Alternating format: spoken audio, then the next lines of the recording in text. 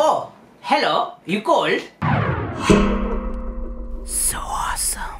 So a couple of days ago I asked people on YouTube and Facebook and Twitter to ask me some questions for my Ask Oz video, and I actually got a lot of questions. Ted Amaro asks, your Nihongo is pretty damn good and getting better all the time. What's the one thing that you do that makes you better? Listening, books, picking up hookers, I meant ordering out at restaurants, etc. I think it's a mixture of listening to Japanese music, going to karaoke, and watching Japanese TV. A lot of gaijin people always say Japanese TV sucks and it's shit, but to tell you the truth, I find it quite funny.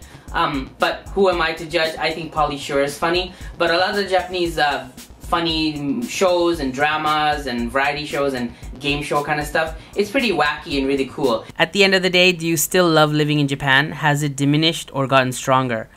What moments in your day make you say, damn, I love, or I hate it here? I'm gonna say I still love Japan 6 out of 7 days, which is pretty good. I like the fact that no matter where I go or how many times I've been there, it still kind of looks foreign to me. The structure, the design, the people, the food, everything. So I really like that aspect of Japan. But once a week I always come across somebody, some person who's kind of a dick.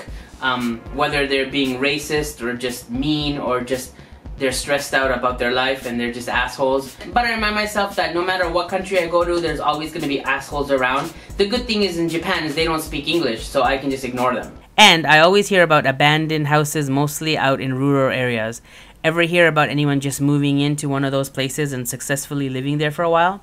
And not going to jail? About the whole abandoned place situation, I've seen some abandoned places where they have like futons or mattresses and newspapers and all that stuff laid around. So there's probably some squatters or some homeless people living there. But I've never heard of anyone normal trying to live in an abandoned house. And I probably wouldn't recommend it because of the extreme weather conditions in Japan. It wouldn't be the most comfortable. Katrinka asks, have you felt better now your work has changed? You seem happier now. And I think more than the work, the thing that was really hurting my body was the commute and the backpack, the heavy backpack I used to carry. So now at least I don't do that as much, so my back and my body is getting a lot better. Also, love character Munna. Oh, hello, you cold? No, I'm not talking to you, I was just answering a question for someone who says they like you. Is it a female?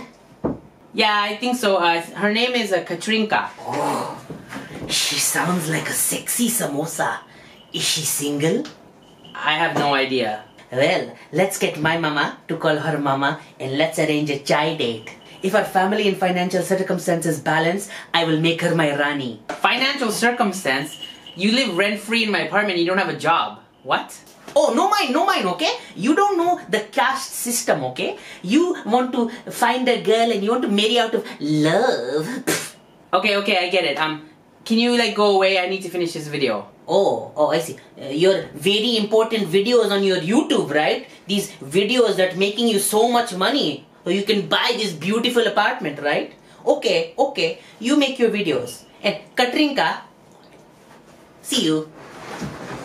Chito Navi asks, what's the oddest flavor Kit Kat or drink you've had? I've had a lot of variety of Kit Kat. I would say one of the strangest was edamame, or the soybean, like green peas kind of flavor. It was a light tasting one, it tasted pretty good. Muhammad Al-Faki asks, how many cities in Japan? There are 684 cities in Japan, 809 if you count the special cities and the wards. See, I did that without even using Google. Okay, I used Wikipedia, but not Google, so that's not a lie, it's just an alternative fact. Night Elf X86 asks, hey Oz, I have a serious question. What advice do you have for a guy who is about to move abroad and leave his family? Like, I want to move abroad forever and get a fresh start. Since you've been in Japan for years now and from Muslim parents, if I remember correctly, what should you do with the voices in your head telling you you're being selfish and your family does not support you fully and they want you to come back after a few years? I personally am okay, but my family doesn't want me to go, and if they do, they want me to come back after maybe 4 years. And I've had enough of my old life, and I love my family, but please help me, Oz. I need your wisdom, and if it's possible, tell me about your experience and how your parents were against it. So that's a serious question, so I'm gonna try to answer as honestly as possible. Let me tell you a little bit about myself. So yes, you're right, my parents are of Muslim background. They're not very strict though, they're very easygoing. And also, they knew I wasn't religious because when I used to go to this religious class on the weekends when I was in like elementary school, I told all the kids that pepperoni is really awesome and it tastes good. And then I was kind of told not to come back to the class. So they already knew I wasn't religious and not really into the whole Muslim thing.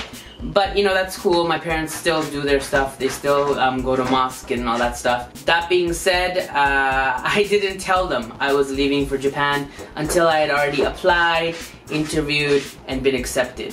And then as I was selected to go to Nagoya, I told them, by the way, I'm going to Japan for a year. First of all, they didn't know I had any interest in Japan, which honestly I didn't. I was just kind of like going because I wanted to get out of Toronto or Canada and I wanted to go abroad, but I didn't have enough money to survive like backpacking across Europe or anything. So I thought Asia would be a good way to make some money while working and living in a different country, which is why I chose Japan. So it was a little bit hard to convince them, but I told them I'm only going for a year and it's kind of like a one-year thing and I'll be back. Which is what I thought I would be doing. But once I got to Japan, I realized I liked it and I want to stay longer. So I extended my contract for 6 months and then for another 6 months. And then it just kept going like that. And I just told my parents on the phone, I'm already here, so they can't really do much.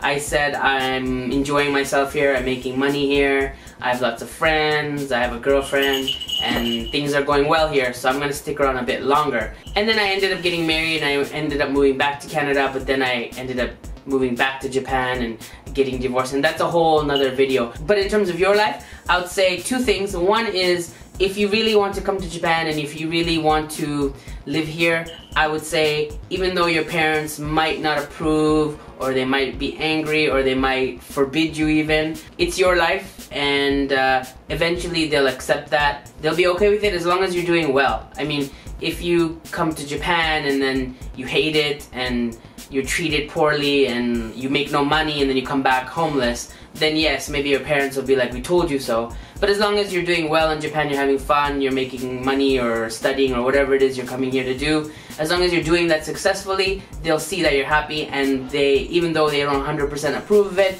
they'll kind of okay it. At the same time, what I was gonna say is, you're saying you want to stay longer, maybe 4 years, you're not sure, maybe forever. You don't know how long you're gonna be here, and you don't know how much you're gonna like Japan, so why worry about your parents being disappointed or being sad if you're gone forever or for like 10 years when that might not happen.